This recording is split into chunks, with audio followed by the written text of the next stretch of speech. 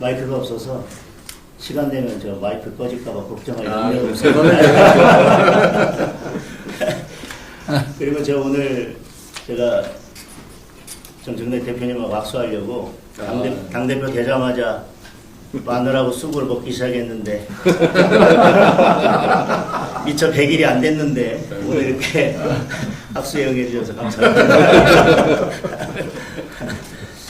우선 대통령께서 여야가 머리를 맞대고 대통령님과 함께 여러 인생 문제에 대해서 고민할 수 있는 대화와 소통의 자리를 마련해 주셔서 감사합니다. 지금 이제 조지아주 사태 때문에 우리 국민들께서 많은 우려를 하고 계신 것 같습니다. 동맹국에서는 있을 수 없는 일이 발생했기 때문에 왜 굳이 지금 한국인가 외교적 함의가 어떤 건지 잘 들여다볼 필요가 있다고 생각합니다. 대통령께서 곧 취임 100일을 맞이시는데 그동안 이렇게 짐이 무거우셨을 것 같습니다. 그 짐을 여당과 또 야당과도 함께 나누시면 조금 더 그 무게가 덜하지 않을까 이런 말씀을 드립니다. 그리고 취임 100일을 한마디로 표현드리면 불확실성과 불안감이 증가한 시기가 아니었나 싶습니다. 관세 협상이 아직 진행 중이고 관세 협상의 결과도 일본과의 격차가 벌어지고 있는 것 같습니다. 그런 와중에 이런 조지아주 사태 같은 일이 벌어져서 국민들의 불안감이 높아지고 있는 것 같습니다. 그 와중에 또 북중러의 위협 때문에 한반도의 긴장감이 고조되고 있어서 그런 점들에 대해서 대통령께서 세심하게 살펴주셨으면 하는 부탁의 말씀을 드립니다. 대외적인 여건이 이렇게 녹록치 않은데 또 국내 기업들의 기업 환경도 또 녹록치 않은 것 같습니다. 상법, 노란봉투법이 통과되었고 중대재해처벌법에 대해서 강력한 적용을 말씀하시면서 지금 건설 경기가 악화되고 있고 내수 부진이 이어지고 있습니다. 그에 따라서 고령도 악화되고 있고 청년 실업도 증가하고 있고 자영업자들의 폐업도 증가하고 있는 상황입니다. 이런 악순환이 계속되고 있기 때문에 여러 여건들을 살피셔서 기업들이 숨쉬고 원활히 기업 활동할 수 있는 여건들을 만들어 주십사 하는 부탁의 말씀도 드리겠습니다. 이렇게 국내 여건이 녹록치 않고 기업들이 힘들어지면 저는 대통령께서 말씀하셨던 결국 코스피 5천도 허망한 구호가 될 수 있기 때문에 코스피 5천에 대한 국민들의 기대와 열망이 높고 결국은 경제가 바탕이 튼튼해야 주가도 받칠 수 있는 거기 때문에 두 가지가 잘 조화롭게 될 수 있도록 대통령께서 살펴주십사 하는 말씀 드리겠습니다. 이번에 발표된 부동산 정책에 대해서도 수요자 욕구와는 거리가 먼 공급자 중심의 대책이 아닌가 하는 우려가 있습니다. 규제 중심이 아니라 민간 주도의 수요자 중심의 공급 정책이 될 수 있기를 바랍니다. 이번 부동산 정책을 이렇게 표현하는 국민들이 있더라고요. 소비자는 최신형 핸드폰을 갖고 싶은데 공중전화를 계속 늘리면 수요자의 수요와 맞지 않다. 그래서 그런 점들도 잘 살펴주십사 하는 말씀을 드립니다. 정부조직 개편안에 대해서도 또 기대도 있지만 우려도 있습니다.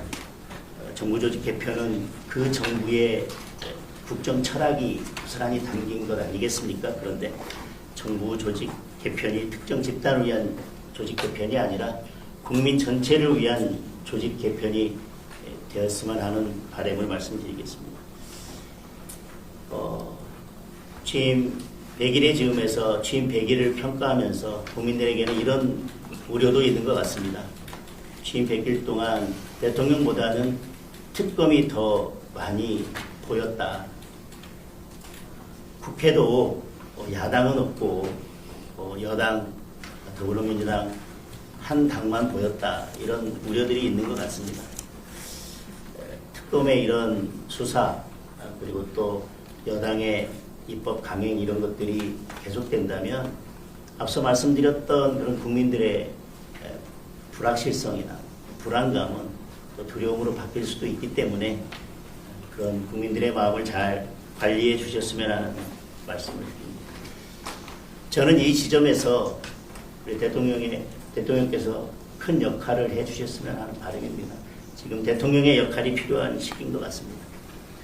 만약에 특검이 계속 이렇게 야당을 탄압하고 어쨌든 국회가 정상적으로 돌아가는 것을 막는다면 결국 특검이 겨냥하는 것은 야당이 아니라 국민이고 민생일 수밖에 없다.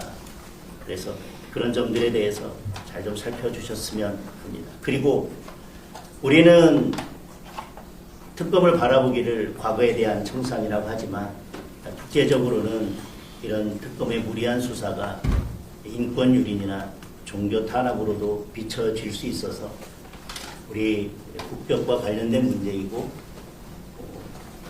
대한민국을 외국이 바라보는 국제적으로 바라보는 시각과 관련된 문제이기 때문에 이 점도 충분히 고려할 필요가 있어 보입니다. 지금 국민은 특검이 아니라 대통령을 원하고 있습니다. 저는 대통령께서 제2요구권을 행사해서라도 필요한 조치를 하셔야 된다고 생각합니다. 거부권은 야당의 입법만을 막기 위한 무기는 아니라고 생각을 합니다. 인생을 살리고 정치를 복원하고자 한다면 저는 지금 특검을 연장하겠다는 법안이나 특별재판부를 설치하겠다는 이런 법안들에 대해서는 대통령께서 과감하게 제2요구권을 행사해 주십사 하는 건의를 드립니다. 그렇지 않다면 지금 이런 여러 법안들, 특히 특검을 연장하거나 특별재판부를 설치하는 이런 법안들이 결국 대통령의 뜻과 같은 것이 아니겠나, 대통령의 뜻과 일치하는 것이 아니겠나라고 국민들께서는 오해하실 수도 있다고 생각합니다.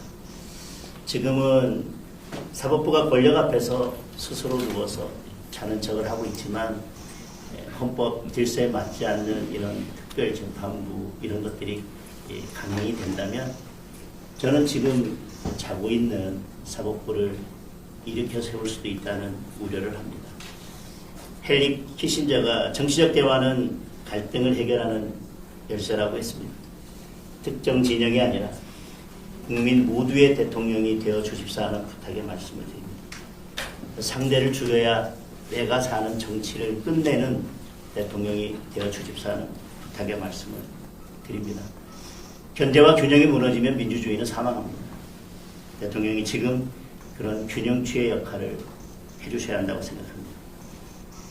대통령께서 정치를 복원하는데 중심적인 역할을 해주신다면 저희 야당도 비판할 것은 비판하되 민생을 위해서 머리를 맞대고 협조할 부분은 적극 협조해 나가도록 하겠습니다. 그래서 민생과 경제를 위해서 대통령께서 여야 함께 모여서 머리를 맞댈 수 있는 정부와 여당과 야당이 함께 머리를 맞댈 수 있는 소통 창구를 만들어 주시고 그 소통 창구를 계속 열어 주십사 하는 부탁의 말씀을 드리겠습니다.